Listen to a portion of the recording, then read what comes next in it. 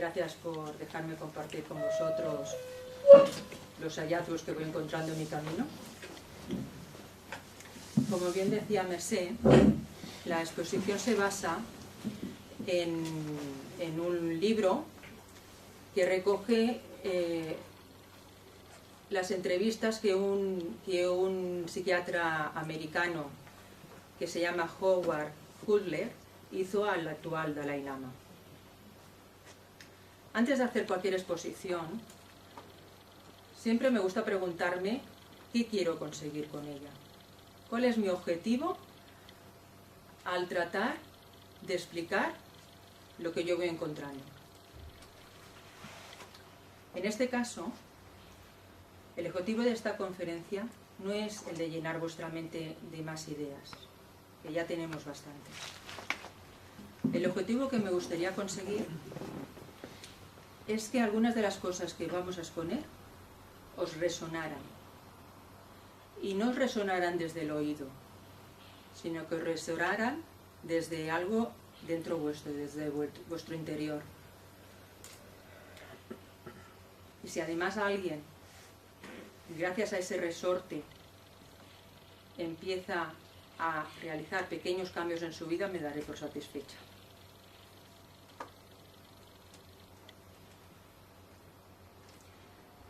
Si alguien nos preguntara ¿cuál es el propósito de nuestra vida? A nosotros, a cualquiera de los que estamos aquí, o a cualquier persona que vieras por la calle, yo creo que todos responderíamos ser feliz. Nos lo contestarán de mil y una formas, a lo mejor no con las mismas palabras, pero en el fondo lo que queremos ser todos es feliz.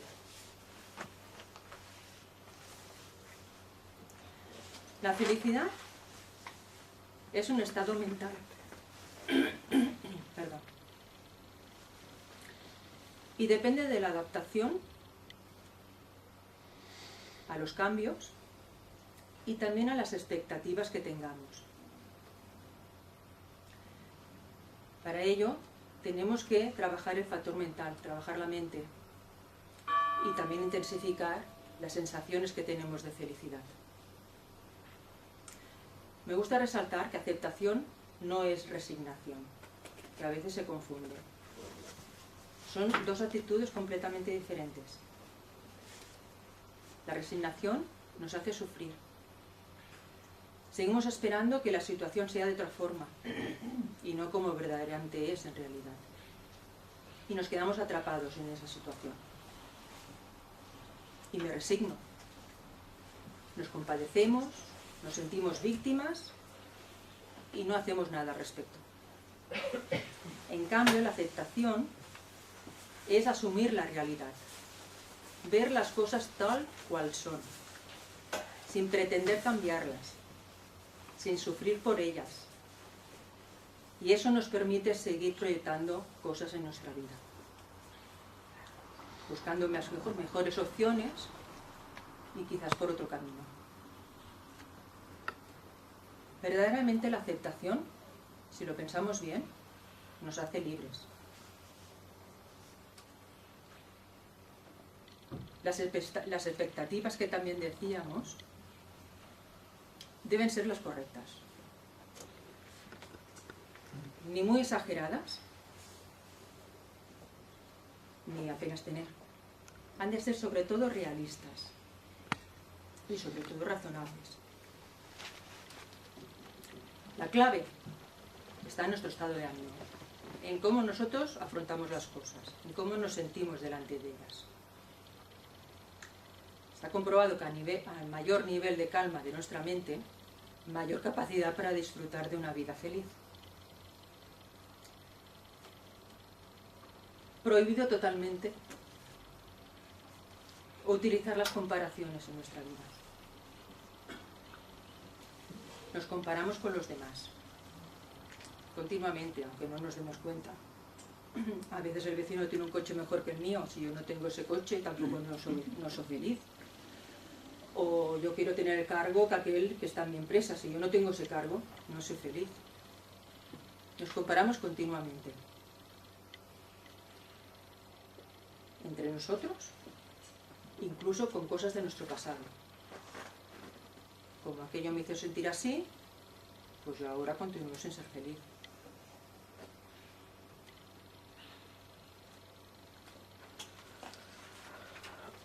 Me ha gustado esta foto. ¿Eres feliz o solo sonríes? Solo sonreír no quiere decir que seamos felices, va mucho más allá. La felicidad no es igual al placer. Aquí con igual, pero se ha equivocado, ¿eh? La felicidad que es igual al placer no es duradera, no es auténtica. Porque el placer hacia las cosas puede desaparecer en cualquier momento, porque las cosas desaparecen tarde o temprano. La auténtica felicidad llega cuando llegamos a la fase de liberación, en la que ya no existe sufrimiento, porque los apegos a los deseos han desaparecido. ¿Y qué es la fase de liberación? Algunos de vosotros diréis, ¿no?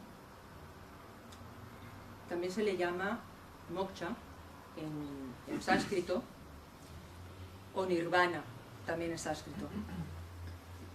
He buscado la definición en el glosario teosófico que tenemos aquí a vuestra disposición y me gusta compartirla con vosotras porque verdaderamente es preciosa.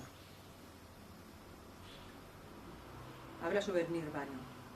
Una vez terminada la evolución en este mundo, agotadas todas las experiencias y conseguida la plena perfección del ser humano, el espíritu individual o yo interno, enteramente libre para siempre de todas las trabas de la materia, vuelve a su punto de origen, abismándose y fundiéndose en el espíritu universal, como gota de agua en el inmenso océano. En esa fusión se aniquila por completo la humana personalidad, con todo su cortejo de ilusiones, apegos, afanes, deseos, pasiones y dolores. El hombre deja de existir como hombre para existir como Dios o Brahma, en un estado de reposo consciente de la omnisciencia, en una condición perpetua de inefable y absoluta bienaventuranza. Ahí es donde tenemos que llegar todos, tarde o temprano. ¿Qué es importante? La conciencia del propio valor. Porque la fuente interna de felicidad está estrechamente relacionada con un sentimiento de satisfacción. Pero no una satisfacción externa, sino una satisfacción interna. Tenemos que ser conscientes de nuestro propio valor como persona y como pertenecientes a una comunidad humana.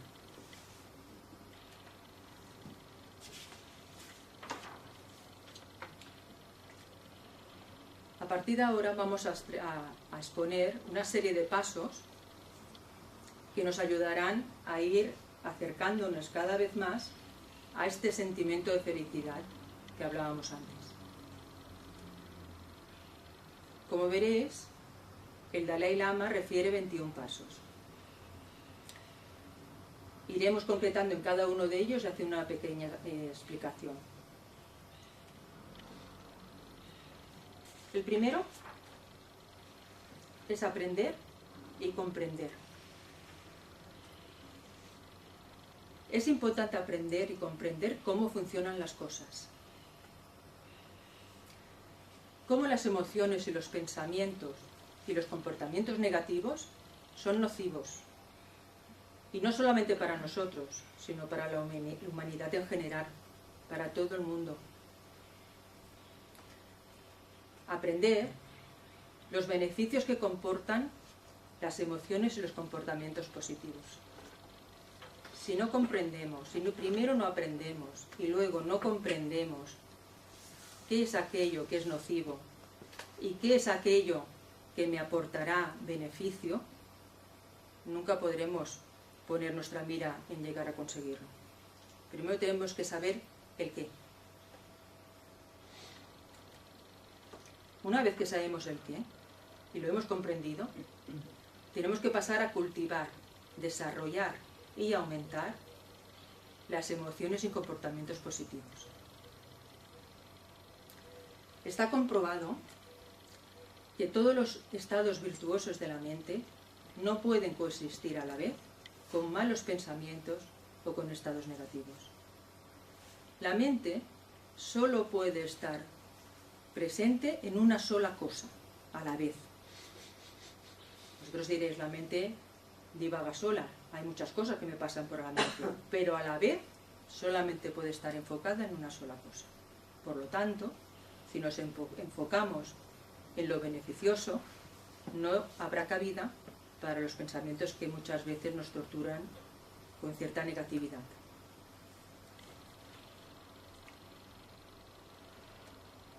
¿Qué es muy importante? Tener en cuenta el principio de causalidad. ¿Y qué es el principio de causalidad? Es el que nos dice que todas las causas preceden siempre a su efecto. Es decir, que si siempre actuamos de la misma manera, siempre obtendremos el mismo resultado. Si tenemos esto en cuenta, ¿qué deberíamos estar haciendo? Procurar repetir todas aquellas condiciones que producen ciertos acontecimientos deseables, agradables, y dejar de repetir la de ciertos acondicionamientos indeseables.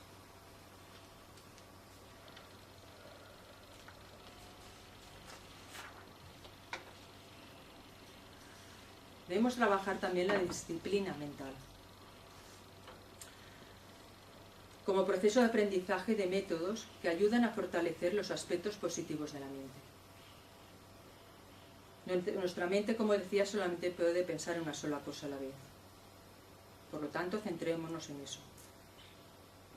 Hay quien utiliza mantras y hay quien canta o canturrea, ¿no? Cuando la mente entra en ese círculo cerrado de estar todo el rato pensando en una misma cosa, en un círculo cerrado, negativo. Porque si enfocamos, aunque es una tontería, en cantar, la mente no puede estar pensando el otro. Es una cosa tonta, parece ser, pero funciona.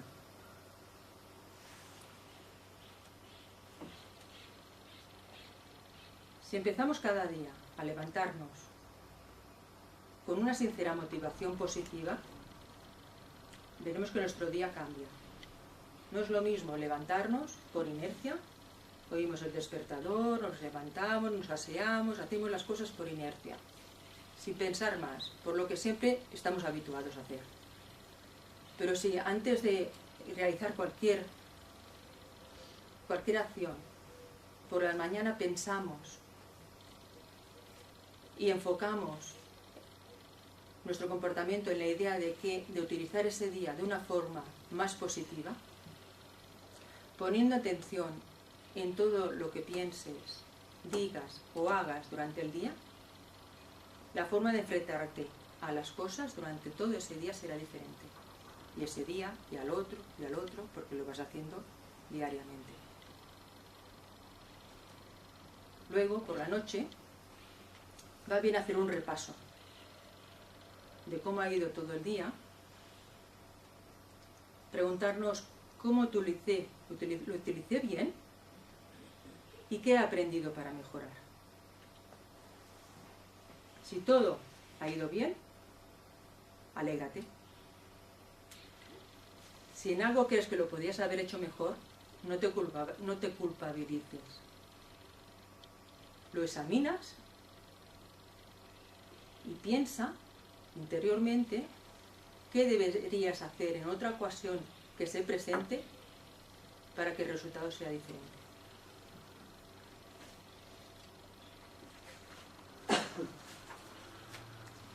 Nuestro comportamiento ético. Para cultivar un comportamiento ético, debemos realizar acciones sanas y evitar las que no lo son. Tener una mente disciplinada, porque una mente disciplinada conduce a la felicidad, y la mente indisciplinada que vaga sola conduce más al sufrimiento. Y me estoy refiriendo a la autodisciplina, no a la disciplina que puede venirnos impuestas por el exterior, sino a nuestra propia autodisciplina, que no es rigidez. Y autodisciplina en todos los sentidos, incluso en el adquirir conocimiento. Cuanto más elevado sea nuestra educación y conocimiento acerca de lo que conduce a la felicidad y lo que causa sufrimiento, más posibilidades tendremos de poder alcanzarla. Pero ojo, siempre y cuando todo eso que aprendemos lo llevemos a la práctica. Si no, no sirve de nada. Seremos muy inteligentes, tendremos una mente concreta enorme, habremos aprendido todos los libros que tenemos aquí, pero si eso no lo llevamos a la práctica, no nos sirve de nada, solamente para hacer más grande ese ego pequeñito.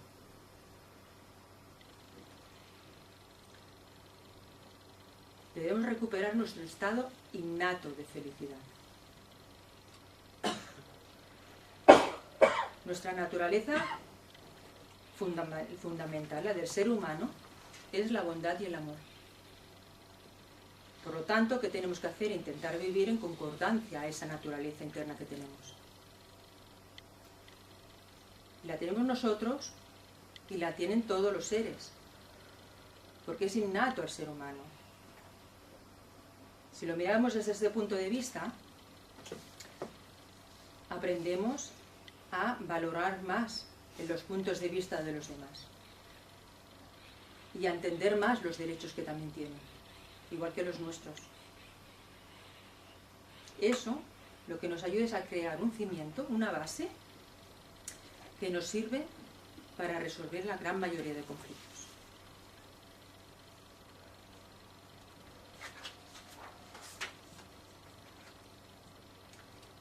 Utilizar adecuadamente el tiempo.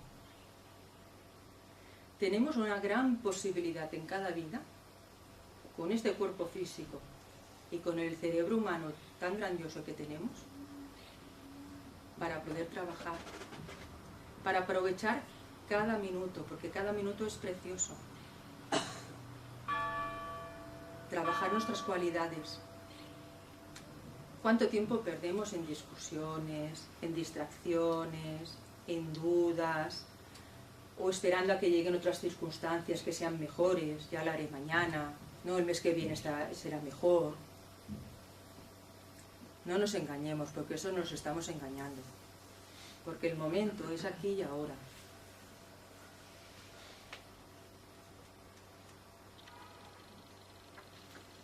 Reflexionemos sobre cuál es el verdadero valor de la vida. ¿Qué da significado a nuestras vidas? ¿Las cosas materiales? ¿El tener todo lo que deseo? ¿O quizás es más importante el amor con lo que lo hago todo? Meditemos sobre esto, porque es importante para establecer nuestras prioridades.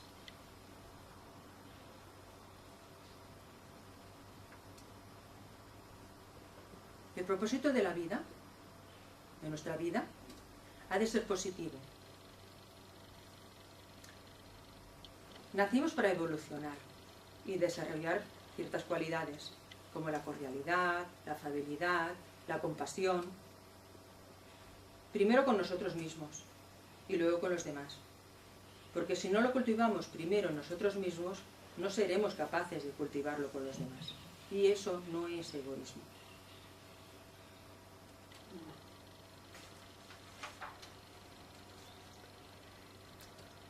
La soledad y la conexión. Si intentamos buscar los aspectos positivos que existen en todas las personas, entonces se crea una afinidad entre nosotros que nos une y que hace que no nos sintamos solos. Porque no somos los únicos que sufrimos, no somos los únicos que estamos pasando por esta fase. Hay muchas otras personas que también están pasando por lo mismo. Y ahí estamos unidos. Porque todos tenemos cualidades, aunque a veces nos cueste verlas en algunas personas. Centrarnos en eso, en esas cualidades que vemos. Y si no vemos, escarbemos. En lugar de criticar aquello que vemos no muy adecuado o de juzgar. Si nos damos cuenta, nos pasamos la vida criticando y juzgando. Es tan fácil en cualquier conversación, pero ahí tenemos que hacer un cambio de chip. Cuando nosotros cambiamos eso, las relaciones con los demás cambian. Y damos la posibilidad de que exista afecto. Porque está comprobado que cuando nosotros cambiamos, cuando nuestro rol cambia en las relaciones con los demás, damos la oportunidad al otro que también cambie. Y por inercia, por sinergia, el otro cambia. El otro se abre. ¿Pero qué nos pasa? Que solemos esperar muchas veces que sean los otros el que mueva la primera ficha. Si estamos enfadados con alguien, pues que sea él el que me llame, que sea él el que empiece a hablar. Pero entonces lo que acabamos convirtiendo es en esperar. El otro se pone en la misma posición y también espera. Y nadie hace nada. Eso lo único que nos lleva es a la soledad, a quedarnos solos. Entonces, ¿qué más da que empiece uno que otro? Empieza tú, toma la iniciativa. Y así evitarás que actúe eso como una barrera para el aislamiento. Hacer este ejercicio en casa. Pensar en alguien que os caiga muy mal, o con el que hayáis tenido alguna clase de conflicto y que en este momento las cosas no estén muy bien. E intentar profundizar en esa persona. Y si os cuesta profundizar más, hasta que encontréis sus propias cualidades. Cuando eso lo consigáis, cuando veáis a esa otra persona, vuestra comunicación con ella había cambiado. La energía se habrá renovado.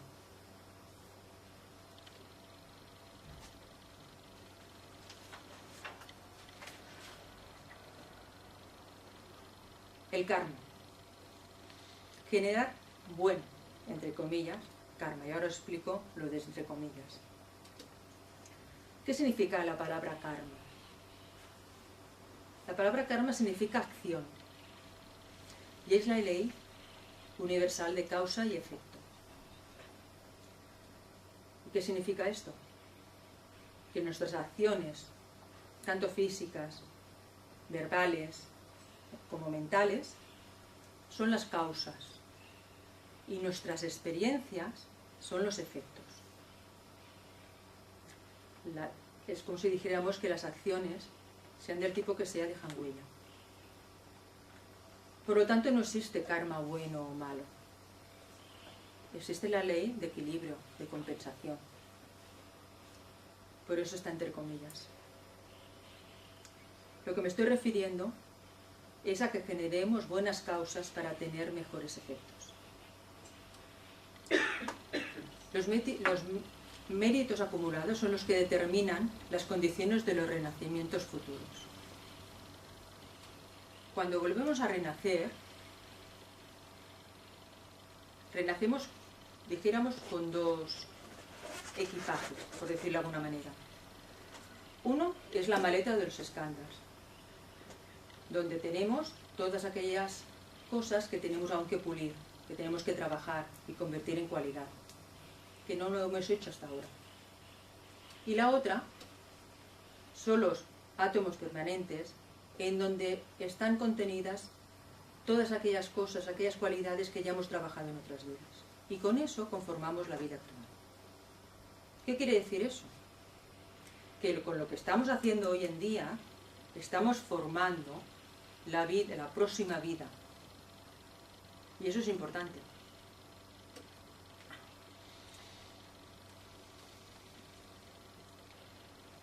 Por ello es importante practicar la amabilidad, la generosidad, la tolerancia y evitar todo lo que sea negativo. No tanto evitar, sino transformar. Y esto, para trabajar todo esto, no podemos ser amables, no podemos ser generosos, no podemos ser tolerantes si no hay un prójimo. Con lo cual, para poder trabajar todo esto necesitamos al prójimo, a los seres que nos rodean. Entonces, ¿por qué los vemos a veces como enemigos? Si cambiamos este chip, lo veremos como mi gran maestro, el que me está dando las mayores oportunidades para poder llegar a conseguir eso. También nos puede ayudar las personas que son algo más devocionales a tener la devoción por un ideal. Por Buda, por los maestros iluminados, y pensar en ellos como un ejemplo. Y antes de realizar algo que dudemos, podemos preguntarnos, ¿esto lo haría el maestro? Si creemos que el maestro esto no lo haría, inmediatamente intentaremos cambiar la situación y realizar aquello con lo que nuestro cerebro realmente conecta.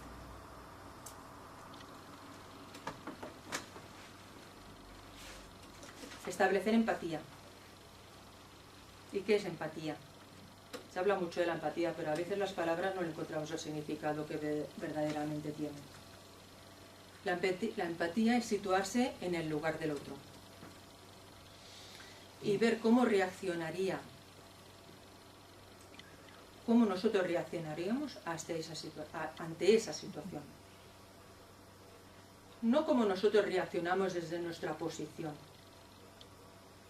Y entonces no paramos de dar consejos, es que lo que tienes que hacer es esto, es que lo que tienes que dejar de hacer es esto otro. No, sino poniéndonos en su situación, con sus propias vivencias. Y entonces ahí es cuando llegamos a entenderlo. Si lo cortamos todo por nuestro propio prisma, con nuestras propias vivencias, no llegaremos a alcanzar esa comprensión. Esto lo que nos ayuda es a reducir los conflictos como no os podéis imaginar. Y es importante captar tanto los mensajes que nos está dando la otra persona verbalmente, como los que nos aporta de forma no verbal, con el cuerpo, con los gestos. Y puede redecir, puede entender por lo que estás pasando. Tan sencillo como eso. Puedo entender por lo que estás pasando, porque me pongo en tu lugar. En lugar de imponer lo que es nuestra verdad. Esto es así y tienes que hacerlo así. Entonces hay un cambio increíble. El otro se siente comprendido. Y su reacción cambia. Mira, he trabajado durante muchos años como mediadora en situaciones de conflicto. Las personas que yo atendía estaban todas enfadadas y alguna con una ira bastante fuerte. Yo me los llevaba a mi despacho, los atendía, les escuchaba, prestaba atención con todo mi cuerpo y con todo mi ser a lo que me estaba explicando. Y la gran mayoría de veces no le podía dar solución. He trabajado siempre en sanidad. Y a veces en sanidad no tenemos la solución a todo lo que nos pasa. Pero al escucharles de esta manera, el otro se sentía que no es que lo oyera, sino que estaba verdaderamente comprendiéndolo. y su forma de comunicarse conmigo cambiaba totalmente. Se iba de otra manera, hasta con una sonrisa en la cara. Y yo había aprendido, ¿sabes lo que había aprendido detrás de toda esa ira, detrás de todo ese enfado con lo que las personas venían? En que, a fin de cuentas, lo único que había en el fondo de todo era miedo. Miedo a perder la salud, miedo a que mi madre enferme, a no poder salir de tal situación. Al final de todo es miedo. Y la rabia y el enfado es el armazón que utilizamos cuando tenemos miedo.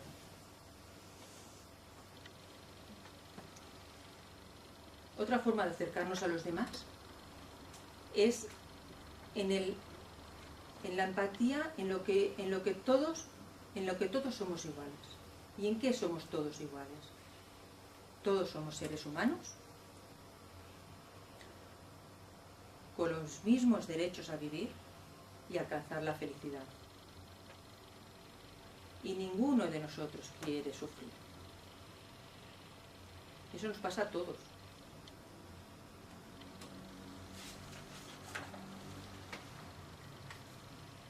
Entonces pensemos en qué valores es en los que tenemos que basar nuestras relaciones.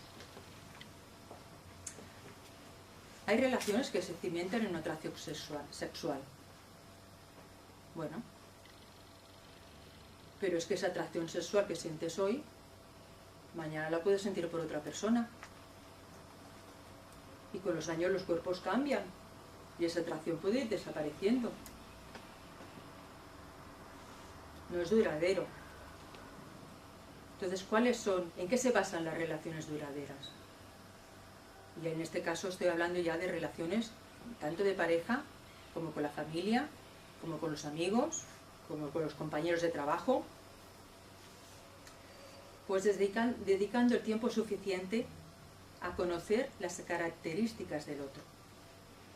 ¿Cómo es el otro? Y apreciar los valores como pueden ser la cordialidad, que conlleva amabilidad, amistad, sinceridad, claridad.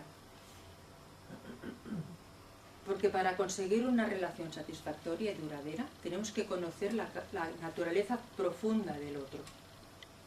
Y nos tenemos que relacionar con el otro desde ese nivel. Porque eso es, y eso no cambiará.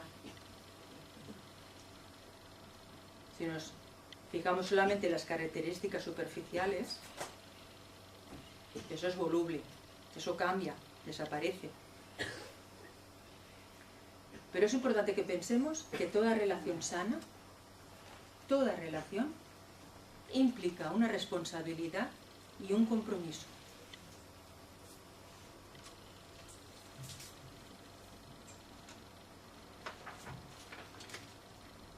La compasión.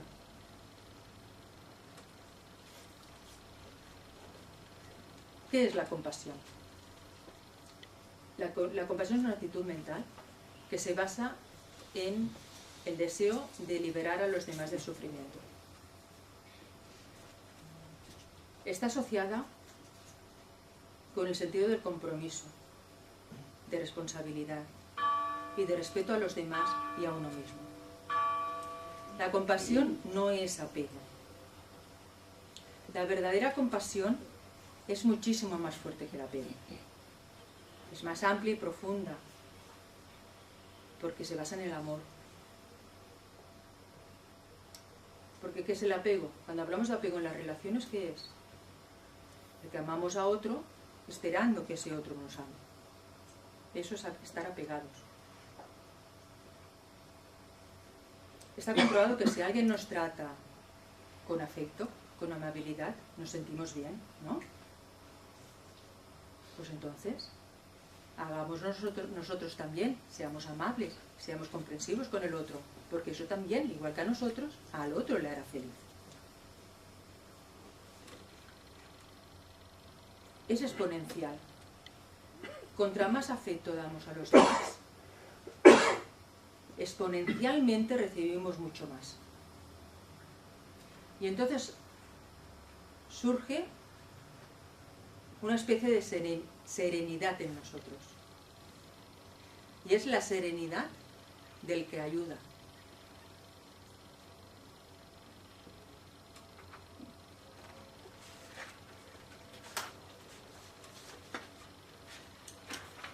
El sufrimiento. Debemos aprender a darle la vuelta y encontrar un sentido al sufrimiento que podamos estar teniendo. Lo primero de todo es aceptarlo, porque es un hecho natural en la existencia humana. ¿Y qué es la existencia humana?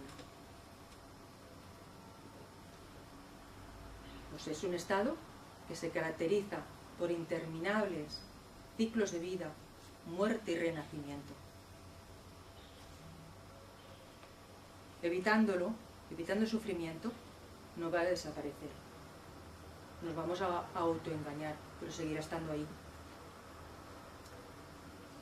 Las causas más profundas del sufrimiento son la ignorancia, que es la falsa percepción de la verdadera naturaleza del ser y de todos sus fenómenos, la falsa percepción de qué somos, el anhelo y el odio. Los budistas los consideran como los 3 venenos de la mente. ¿Qué debemos hacer? Tener una actitud de mayor tolerancia.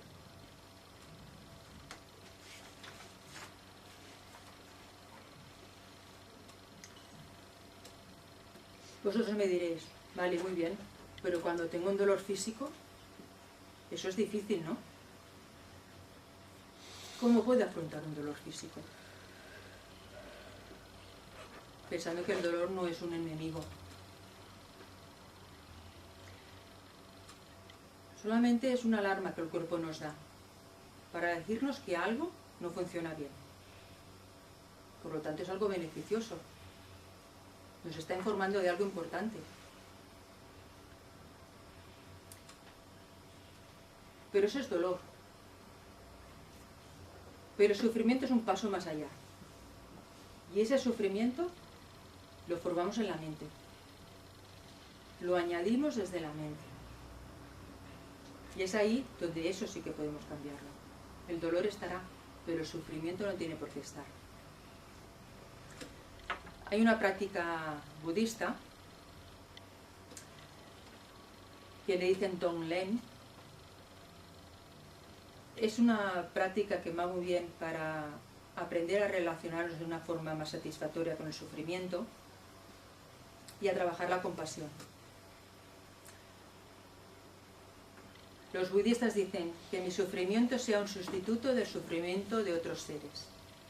Que este sufrimiento pueda salvar a todos los seres que experimentan un dolor similar. Eso es encontrar significado a mi sufrimiento. Y si le encuentras significado a tu sufrimiento, se hace más leve. Porque tiene un porqué, porque va orientado hacia algo, y hacia algo beneficioso. Hay un vídeo que si queréis luego, cuando acabe la exposición, si queréis pasarme los correos que tengáis, si a alguien le apetece, os lo puedo pasar, que habla sobre esta técnica. Y pienso que está muy bien para ampliar un poco el tema que estamos tocando hoy. Luego también os he hecho algunas, no habrá para todos, pues os he hecho algunas copias también sobre también este tipo de técnica. Y cuando acaben, si os apetece, si tenéis ganas, podemos hacer una pequeña práctica. O vosotros mismos en casa, mediante el vídeo, lo podéis ir haciendo.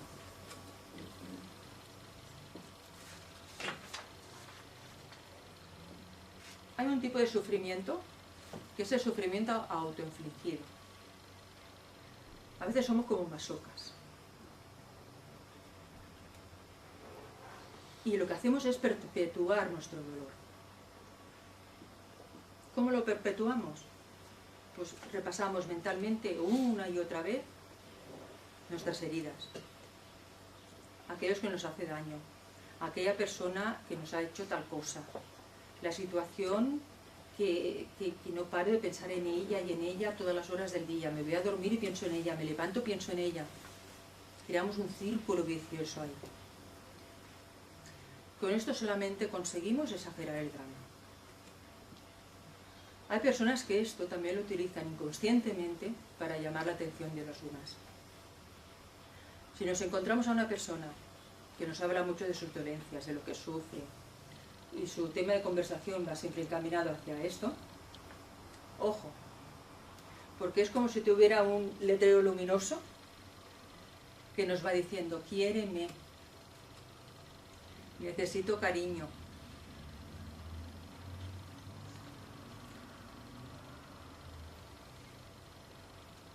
También el sentir apego por alguien. Eso nos va a causar sufrimiento. También pensamos continuamente en esa persona, en qué estar haciendo, en que tengo ganas de verla, que si me va a llamar. Y en esa persona con la que queremos estar, pero también creamos apegos con aquellas personas con las que nos sentimos heridos. Es curioso, ¿no? Pero si estamos pensando todo el rato en esa persona, en lo que me dijo, en lo que me hizo, es que mira lo que no hizo también, o lo que no dijo, también estamos creando un apego ahí.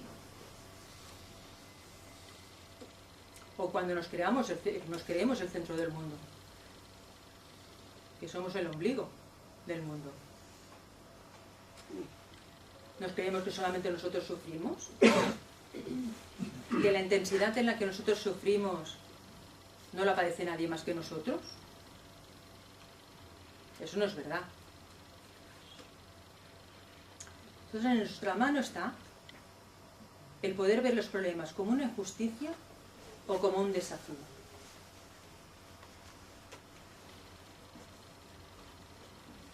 ¿Qué sería lo correcto?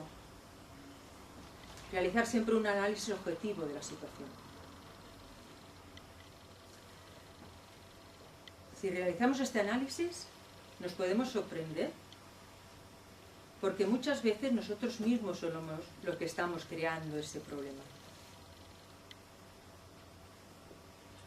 Y si pensamos y llegamos a esa conclusión, pues a lo mejor el sentimiento de injusticia desaparece. A veces no nos damos cuenta. Y el problema lo hemos empezado nosotros. Y eso no lo vamos a ver si no entramos en introspección, si nos miramos cómo fue todo, cómo reaccioné, cómo dije, qué no dije. Y muchas veces llegamos a esa conclusión. Claro, es que se lo dije en un tono. Claro, es que esperaba y no hice. Eso es importante.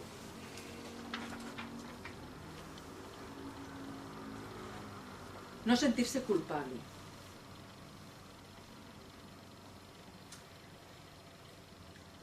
Hemos vivido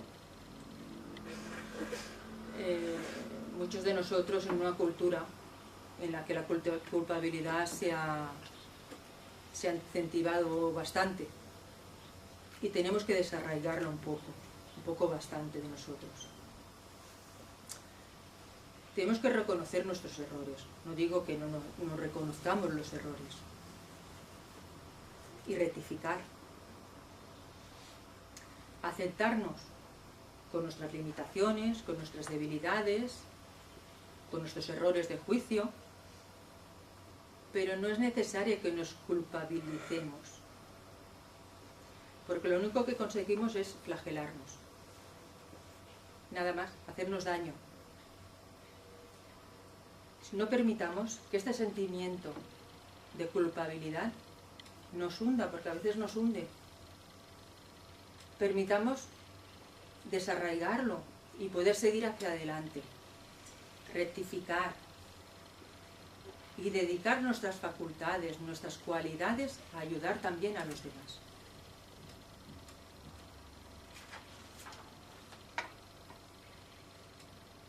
Y aceptar los cambios, porque si no lo tenemos muy mal. La vida es cambio continuamente, todo cambia continuamente, todo es dinámico. y cambia a cada momento. Nada hay que exista en un estado permanente. Nada durará eternamente, por muy agradable que nos parezca o por muy desagradable que nos parezca. Por lo tanto, tenemos que aceptar el cambio. Y cuando lo aceptamos, nuestro sufrimiento baja a unas escalas muy, muy, muy inferiores. Incluso conocer y comprender los cambios nos pueden evitar de caer en la ansiedad. Cuando establecemos relaciones, al principio, cuando hay los primeros indicios de cambio en uno o en otro, o en la situación, nos provoca miedo. Porque hay allá que ya no controlo, hay que va a pasar, hay que esto se va a romper, y no siempre pasa por una ruptura, ni muchísimo menos. Tenemos que comprender que conforme se van desplegando nuestras vidas, por ejemplo, pasamos de la infancia a la adolescencia, luego a la edad adulta y luego a la vejez. Y esos cambios los aceptamos como una progresión natural, una cosa natural. Pues tenemos que comprender que una relación también es un sistema vital dinámico y se compone de dos organismos, el otro y tú. Y esos dos organismos interactúan. Entonces, es natural que la relación pase por diferentes fases. Y también comprende que en todas las relaciones hay diferentes dimensiones de intimidad. Está la física, la emocional y la intelectual. Entonces es normal que el equilibrio experimente alzas y bajas. A veces la intimidad física disminuye, pero en cambio aumenta la emocional.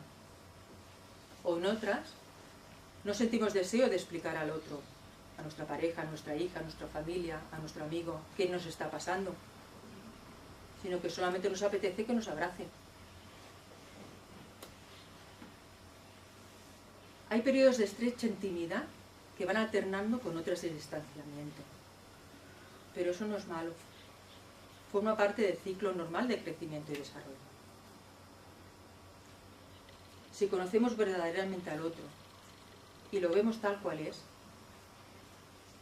y tal cual es seguramente distinto a nosotros en algunas cosas. La personalidad es distinta a nuestra personalidad. Tiene sus defectos, tendrá sus debilidades, igual que nosotros tenemos las nuestras. Pero es tan humano como nosotros mismos. Entonces, si establecemos esa relación desde ese punto, entonces establecemos una especie de compromiso con el otro. Y ese tipo de compromiso se basa estrictamente en el amor. Y en el amor en mayúsculas. En el amor incondicional, sin esperar.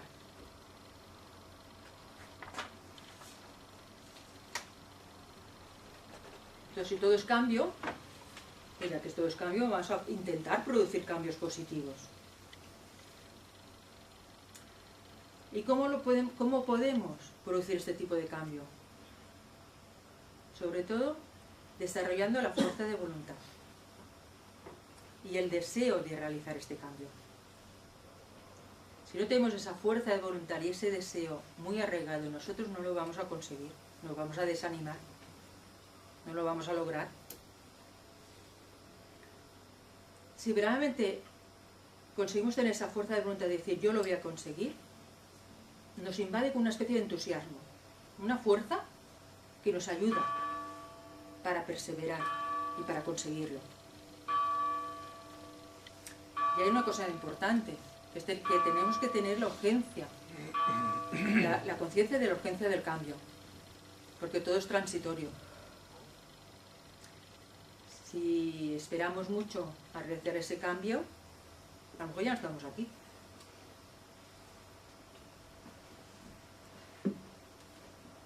Todas las cosas a las que nos apegamos, tarde o temprano, se van a ir, igual que nosotros. Entonces, ¿por qué perdemos tanto tiempo en conseguir tantas cosas? Cosas materiales, o el reconocimiento.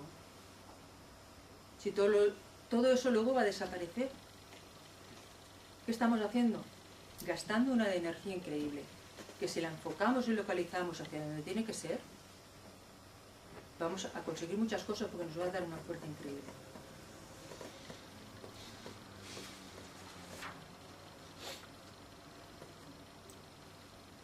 No puedes pensar, bueno, ¿y qué o quién nos impide a realizar un cambio positivo? A veces pensamos que nos lo impide alguien, o la situación que estamos atravesando. No nos engañemos. El único que nos impide realizar un cambio positivo, a cambiar cosas en nuestra vida, somos nosotros mismos. Puede ser porque tengamos una falta de energía en este momento, una cierta apatía. Puede ser que esta apatía venga por algunos tipos de factores biológicos. A lo mejor entonces tenemos que trabajar algunos cambios de hábitos en nuestra vida. Puede ser que nos venga por una enfermedad. Bueno, lo primero que tendríamos que hacer es tratarla, pero luego ir un poco más allá y entender qué nos está diciendo esa enfermedad. O puede ser que seamos débiles de mente. Pues con tesón, trabajar la fuerza de la voluntad. También puede ser que sintamos una cierta inercia o resistencia a cambiar. Porque somos animales de costumbres, que se le dice. Nos habituamos a hacer las cosas de una manera, como siempre se han hecho así, pues seguimos haciéndolas así, ¿no? Nos es cómodo.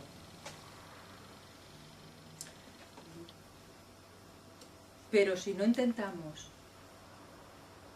traspasar esta inercia, esta resistencia, siempre vamos a estar en el mismo punto. Nunca vamos a progresar. Tenemos que intentar salir de esa zona de confort que muchas veces nos montamos, en la que nos sentimos cómodos. Bueno, no estoy bien del todo, pero esto ya me lo conozco. Tenemos que atrevernos y a salir de esa zona de confort y aventurarnos, ¿no? ¿Que puede que al principio nos haga mal? Bueno, lo intentamos. Si perseveramos, vamos a conseguir todo lo que queramos. Tenemos un poder interno que muchas veces no nos imaginamos. Se necesita esfuerzo para acostumbrarse al cambio introducido, para que ese cambio se acabe constituyendo en una rutina. Los cambios que se realizan de hoy para hoy, rápidos, no suelen durar, porque no se afianzan en una buena solidez. Entonces son aquellos que se van pasando, cambio esto, vuelvo a cambiar, vuelvo a hacer lo otro. Los verdaderos cambios, los que son duraderos, requieren su tiempo. Ahí dicen que creo que son 21 días para que la mente interiorice ya una cosa como un hábito. Es tiempo, y tiempo perseverando. Entonces cuando ya pase este tiempo, ya no será ningún esfuerzo, porque ya nos saldrá como hábito normal y ya no tendremos que pensar en que tenemos que hacerlo, ya nos saldrá.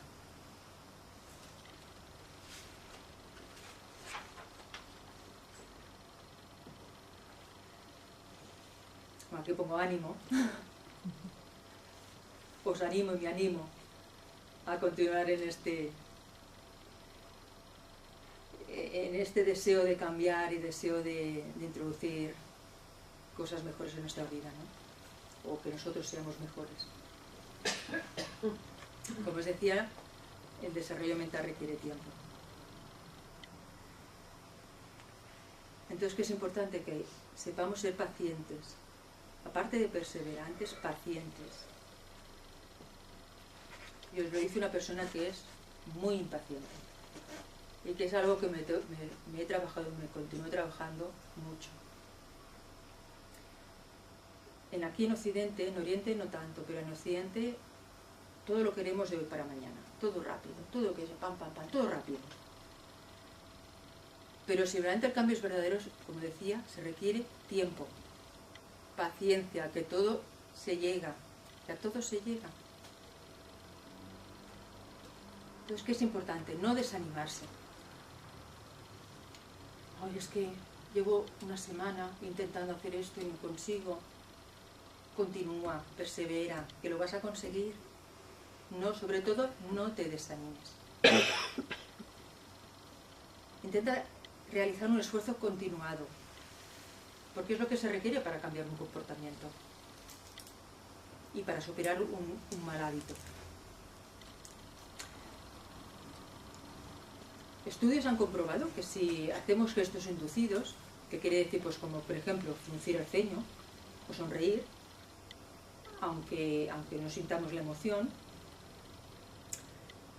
esto hace que conectemos con esa emoción.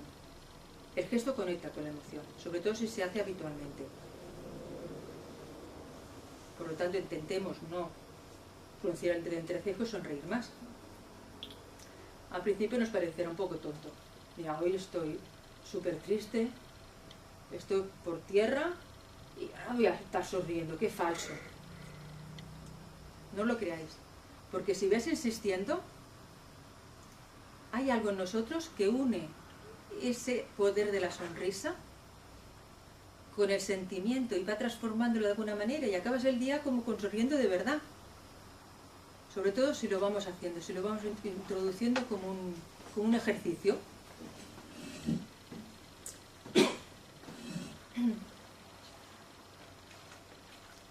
También cuando estamos trabajando, por ejemplo, en una meditación, una cualidad, tenemos un defecto y trabajamos la cualidad contraria.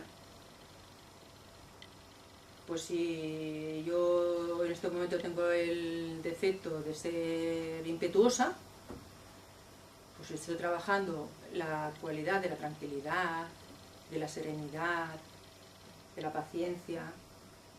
Al principio, por dentro mío, me puedo estar riendo. Sí, hombre, como estoy yo y me dice que estoy en paz. Pero si seguimos trabajando el contrario, si seguimos trabajando esa cualidad, acá al final se acaba instaurando. Y al final acabamos teniendo esa serenidad que no tenemos.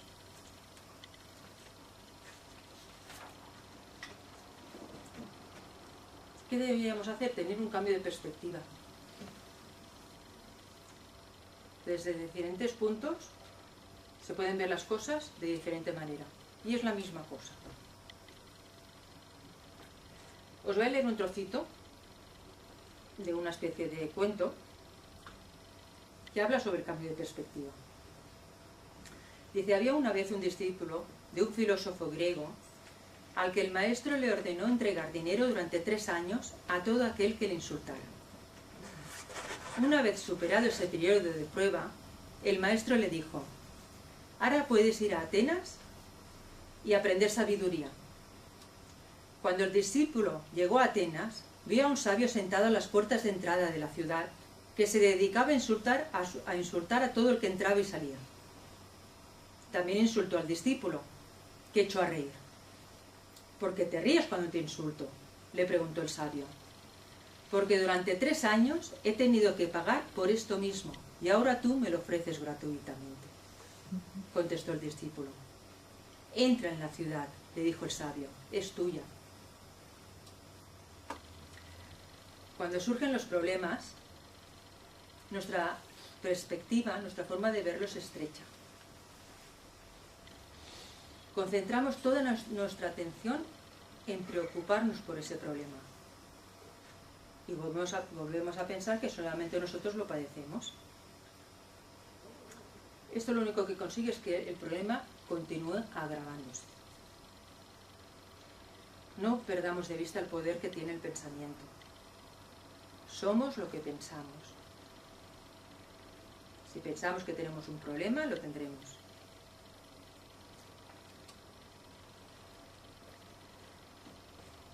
Ayuda mucho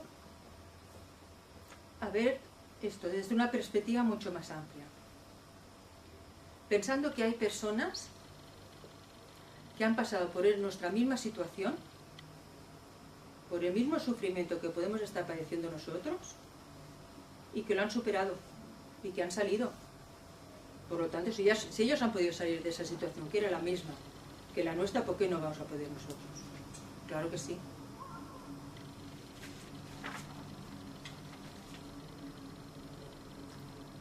Y cambiar la perspectiva incluso de cómo vemos al que decimos que es nuestro enemigo.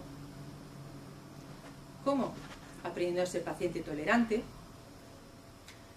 a considerarlo, como decíamos, como nuestro gran maestro, pensando solamente que nos ofrece la oportunidad para intensificar la práctica de lo que tenemos que trabajar. Está comprobado que solo con la adversidad evolucionamos. Si todo nos va bien, si pensamos que todo está fenomenal, no evolucionamos, nos quedamos siempre en el mismo punto. Es el toque que nos da la vida para progresar, para evolucionar.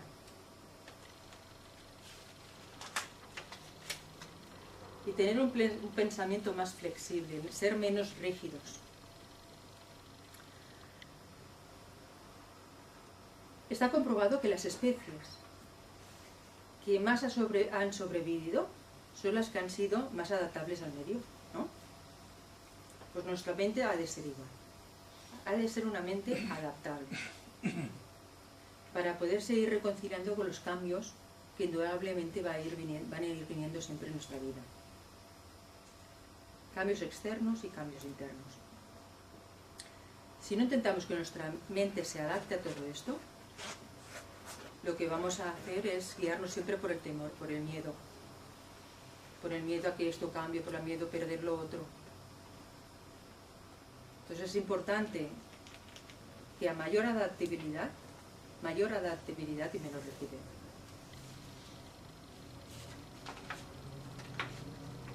Tener un adecuado sistema de valores que nos ayuden a decidir los objetivos que merecen verdaderamente seguirse y cuáles son irrelevantes, cuáles no vale la pena. Valores que se basen en unas convicciones básicas, como son la bondad, el valor de la compasión, la benevolencia, o sea, la comprensión, la tolerancia, la generosidad, y reducir el sistema de creencias a solamente unas verdades fundamentales. Lo hemos dicho antes también.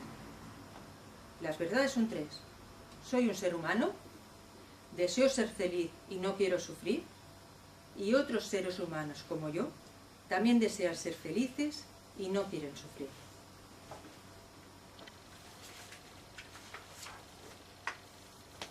Encontraré el equilibrio.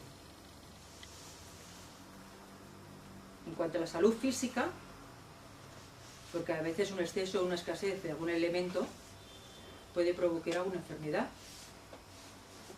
También el equilibrio en el desarrollo mental, emocional y espiritual. Pero lo más importante es que combinemos ese estudio y ese aprendizaje con la contemplación y la meditación. Como mínimo con la meditación. Porque eso que va a evitar que haya un desequilibrio entre el aprendizaje teórico, académico, intelectual y la puesta en práctica. Para que el equilibrio sea efectivo, tenemos que llevarlo a la práctica. Tenemos que ese equilibrio estar impregnado en las cosas que realizamos con ese equilibrio. Si no, todo se queda en teoría. Las expectativas tienen que ser realistas y razonables. Si son demasiado elevadas, tendremos desilusión. Cuando no llegamos a ellas, nos vamos a desilusionar. Si son demasiado bajas, nos quitan energía, nos desalientan para poder llegar a conseguir todo aquello que con nuestro potencial podemos conseguir. Entonces lo ideal es mantener siempre una actitud realista.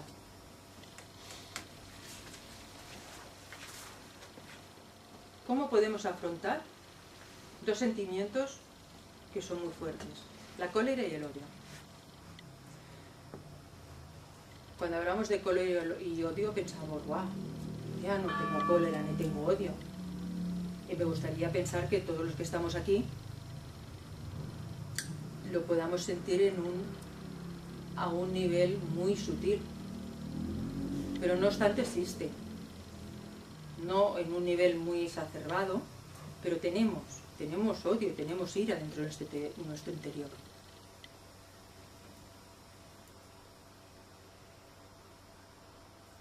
Si uno no se encuentra con una persona, esto, atentos, si uno se encuentra con una persona a la que han disparado una flecha, no dedica el tiempo a preguntarse de dónde ha venido la flecha, o la casta del individuo que la disparó, o analizar de qué tipo de madera está hecha el ástil, o la manera en que está hecha la punta de la flecha, ¿no? Sino que se centra en extraer inmediatamente esa flecha, esa flecha. Es un pensamiento de Sakyamuni, el Buda. Y es verdad. Las flechas son los estados negativos de nuestra mente. Y el método para sacarlas son los antídotos que decimos. El contrario del defecto. Entonces ahora vamos a hablar de algunos de los antídotos.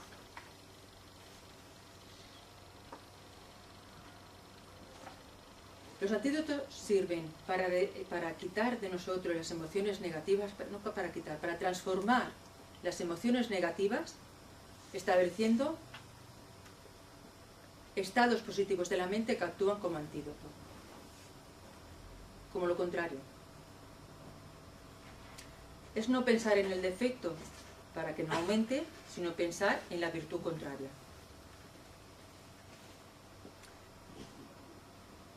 Si yo, lo que decía antes, si yo quiero no quiero ser impaciente, no lo voy a conseguir nunca. Lo que tengo que decir es que yo quiero ser paciente, lo contrario. Cultivar las cualidades mentales positivas, como la paciencia, la tolerancia, la amabilidad, estamos hablando continuamente de ellas,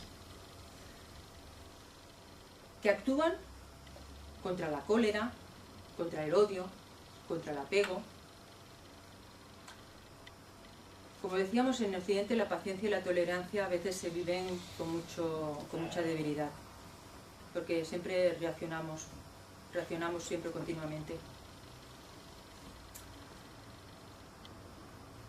Pero no obstante, la paciencia es una señal de fortaleza. Porque alguien puede decir que somos débiles si actuamos con paciencia delante de ciertas ocasiones, ¿no? Mira, es que se deja, es que es débil. Y no, es todo lo contrario. Es una señal de fortaleza. Porque procede de una profunda capacidad de mantenernos firmes y ejercer una contención activa que procede de una mente fuerte y disciplinada. Y el mayor antídoto que existe es el del factor sabiduría, que supone saber lo que es real. Nuestra ignorancia sirve contra la ignorancia, pero sirve para cualquier otra emoción. Porque si estamos en la ignorancia, no entendemos por qué pasan las cosas, ni por qué suceden las cosas, por qué me pasa esto. Si en algún momento podemos llegar a tocar el factor sabiduría, a tocar un poco esa sabiduría divina que hay dentro nuestro, podremos comprender muchísimas más cosas. Y relativizar muchísimo. La honradez, pues un antídoto contra el mayor nivel contra un nivel de baja autoestima, o con una exagerada seguridad de sí mismo. Tenemos que tener una seguridad en nosotros mismos adecuada, ni demasiado poca. El antídoto contra el odio, contra la no aceptación de uno mismo sería reflexionar sobre que todos los seres tenemos la naturaleza del Buda. Todos tenemos la semilla o el potencial para alcanzar la perfección. la plena iluminación. No importa lo débil, lo pobre o llena de privaciones que pueda ser nuestra vida en este momento. Tenemos ese potencial y algún día vamos a llegar.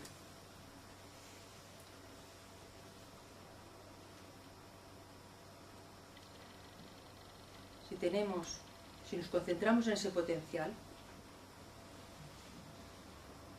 tenemos que dar valor. Encontraremos valor en nosotros mismos. Porque si tenemos un nivel de confianza muy bajo, no haremos esfuerzo para seguir adelante y afrontar los desafíos. Si tenemos un nivel de confianza demasiado exagerado, lo que se diría arrogancia, puede llevarnos incluso a la depresión cuando no logramos estar a la altura de lo que nosotros mismos nos hemos forjado.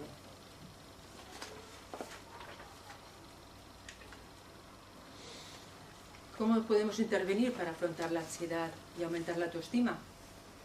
Con una intervención cognitiva, que se le llama, y que es enfrentarnos a los pensamientos generadores que nos generan esa ansiedad y otra vez los sustituimos con pensamientos y actitudes positivas y bien razonadas.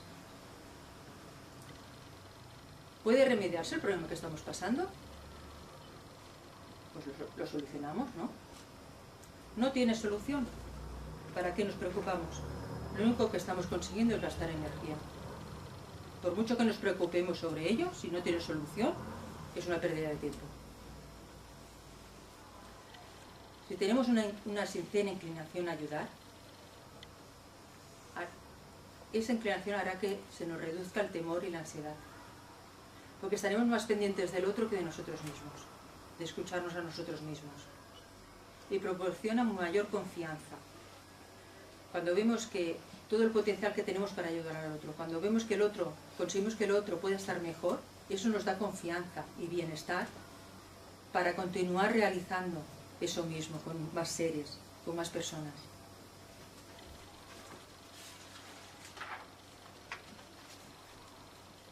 Para terminar vamos a hacer algunas reflexiones sobre la espiritualidad. Hablamos mucho de espiritualidad y quiero hacer 4 anotaciones sobre qué es la espiritualidad. Y pueden haber 2 tipos, se pueden decir que pueden haber 2 tipos de espiritualidad. Una tiene que ver con nuestras convicciones religiosas. Por lo tanto, debemos aprender a respetar y apreciar el valor de todas las confesiones religiosas, porque todas tienen en común algo beneficioso para la humanidad. Todas. Y lo que es importante es que la persona que tenga convicciones religiosas practique con sinceridad sus enseñanzas. No se quede en lo superficial, que lo practique. En casi todas las religiones existe la oración, de diferentes tipos, pero se ora. ¿Y qué es la oración? La oración solamente es un simple recordatorio diario sobre nuestros principios y nuestras convicciones. O al menos es lo que debería ser.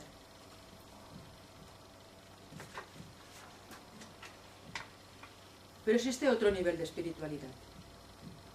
Y es a lo que le llamamos la espiritualidad básica. ¿Y qué es este tipo de espiritualidad básica? Conlleva un conjunto de cualidades, como la bondad, la amabilidad, la compasión, la atención hacia los demás. Es el ser una buena persona. Y este tipo de espiritualidad tanto es para los creyentes como para los no creyentes, porque es una espiritualidad esencial del ser humano. Porque la verdadera espiritualidad lo que debería tener como resultado es que tuviéramos ser unas personas más serenas, más felices y más pacíficas.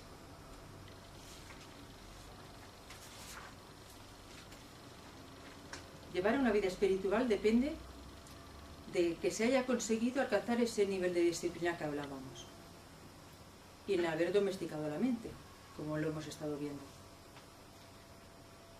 Y que todo eso, insistimos, que se refleje en las acciones cotidianas. El desarrollo de la disciplina interna, porque nos conduce, para llegar a ese desarrollo de la disciplina interna, nos puede ayudar a practicar algunas técnicas de meditación. Eso ayuda a estabilizar la mente y a lograr un mayor estado de calma. Pero muchos siempre hemos oído: es que yo no tengo tiempo para meditar, o es que me levanto muy temprano y llego muy tarde a casa, ¿cuándo voy a meditar yo? Es que no tengo tiempo. Puedes meditar a primeras horas de la mañana, levantándote un poquito más temprano. Puedes empezar por 5 minutos. Luego, conforme te vas sintiendo bien, ya tú mismo vas ampliando ese momento. Pero puedes empezar solamente por 5 minutos. 5 minutos con adelantar el reloj. O en los fines de semana, que tenemos más tiempo. O sacrificando algo de diversión. Quitándonos y desconectándonos un poco la tele. Si queremos encontrar un espacio, lo podemos encontrar. Si lo queremos encontrar, lo encontraremos. Pero verdaderamente, yo creo que encontrar ese espacio es fundamental, ¿eh? Porque si no encontramos ese espacio, raramente llegaremos a la conclusión que os voy a decir ahora. Y es que la verdadera espiritualidad es una actitud mental también, que se puede tener en cualquier momento, las 24 horas del día. Y no estoy diciendo que las 24 horas del día nos pongamos en posición de loto y estemos meditando. Es imposible y no sería ni sano. Sino lo que estoy diciendo es que todo aquello que hagamos, lo hagamos con la atención plena. Pongamos la atención en todo lo que estamos haciendo en este momento. Cualquier cosa. Yo siempre pongo el ejemplo de fregar los platos. Estamos fregando los platos.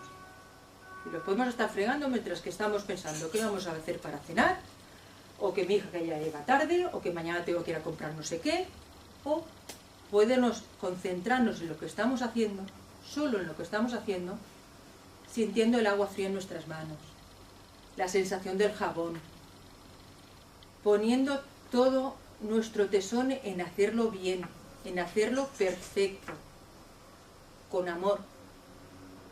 Desde eso hasta el trayecto que hacemos cuando vamos a trabajar.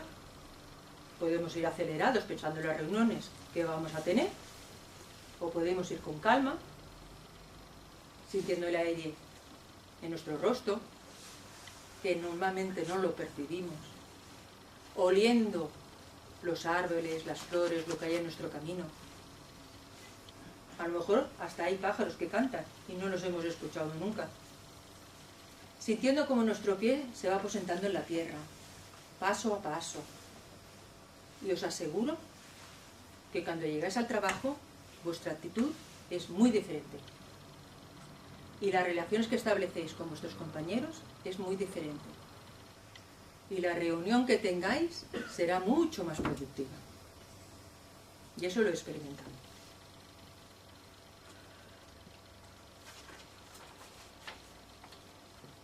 Me gustaría acabar con una cita del actual Dalai Lama que dice: solo existen 2 días en el año en que no se puede hacer nada. Uno se llama ayer y otro mañana. Por lo tanto, hoy es el día ideal para amar, crecer, hacer y principalmente vivir. Muchas gracias a todos. Gracias a todos.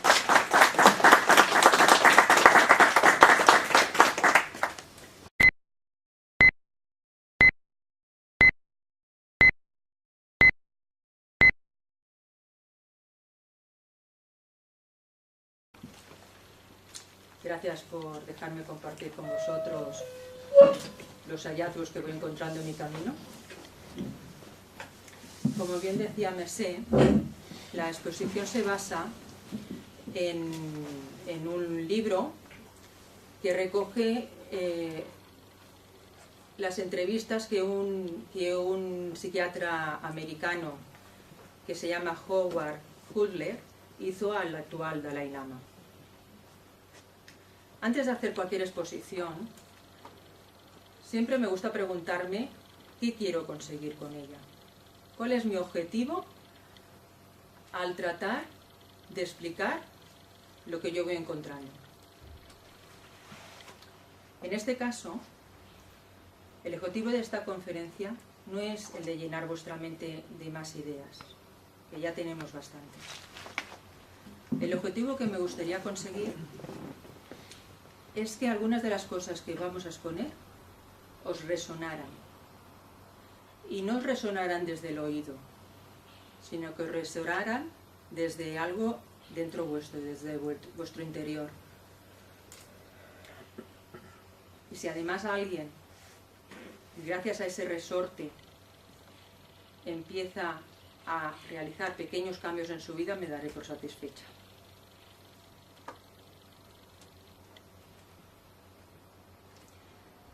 Si alguien nos preguntara cuál es el propósito de nuestra vida, a nosotros, a cualquiera de los que estamos aquí, o a cualquier persona que vieras por la calle, yo creo que todos responderíamos ser feliz. Nos lo contestarán de mil y una formas, a lo mejor no con las mismas palabras, pero en el fondo lo que queremos ser todos es feliz. La felicidad es un estado mental. Perdón. Y depende de la adaptación a los cambios y también a las expectativas que tengamos. Para ello tenemos que trabajar el factor mental, trabajar la mente y también intensificar las sensaciones que tenemos de felicidad. Me gusta resaltar que aceptación no es resignación, que a veces se confunde. Son dos actitudes completamente diferentes. La resignación nos hace sufrir. Seguimos esperando que la situación sea de otra forma y no como verdaderamente es en realidad. Y nos quedamos atrapados en esa situación. ¿Y qué es la fase de liberación? Algunos de vosotros diréis, ¿no? También se le llama moksha en sánscrito, o nirvana también en sánscrito. He buscado la definición en el glosario teosófico que tenemos aquí a vuestra disposición y me gusta compartirla con vosotras porque verdaderamente es preciosa. Habla sobre nirvana. Una vez terminada la evolución en este mundo, agotadas todas las experiencias y conseguida la plena perfección del ser humano, el espíritu individual o yo interno, enteramente libre para siempre de todas las trabas de la materia, vuelve a su punto de origen, abismándose y fundiéndose en el espíritu universal, como gota de agua en el inmenso océano. En esa fusión se aniquila por completo la humana personalidad, con todo su cortejo de ilusiones, apegos, afanes, deseos, pasiones y dolores. El hombre deja de existir como hombre para existir como Dios o Brahma, en un estado de reposo consciente de la omnisciencia. Nos comparamos con los demás, continuamente, aunque no nos demos cuenta. A veces el vecino tiene un coche mejor que el mío, si yo no tengo ese coche tampoco no soy feliz. O yo quiero tener el cargo que aquel que está en mi empresa, si yo no tengo ese cargo, no soy feliz. Nos comparamos continuamente. Entre nosotros, incluso con cosas de nuestro pasado. Como aquello me hizo sentir así, pues yo ahora continúo sin ser feliz.